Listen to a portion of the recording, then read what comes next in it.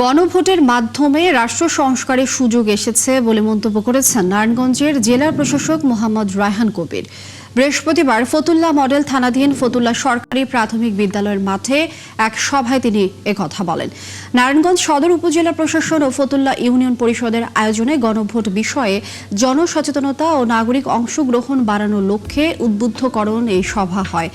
জেলা প্রশাসক আরও বলেন, একটি সুষ্ঠু, অবাধ ও নিরপেক্ষ নির্বাচন নিশ্চিত করতে ভোটারদের সক্রিয় অংশগ্রহণ হল গণতন্ত্রের মূল ভিত্তি। সভা শেষে অংশগ্রহণকারীদের মধ্যে লিফলেট বিতরণ করা হয়। এছাড়াও বক্তারা ভোটারদের ভোটাধিকার প্রয়োগে উদ্বুদ্ধ করার পাশাপাশি নির্বাচন সংক্রান্ত ভ্রান্ত ধারণা দূর করার উপর গুরুত্ব দেন। আপনারা যদি আমাদের এই গণভোটের বিষয়বস্তু সম্পর্কে যদি প্রচারণাটা করেন, তাহলে আপনাদের সাথে যারা সম্পৃক্ত তারা কিন্তু সহজে বিষয়টা বুঝবে।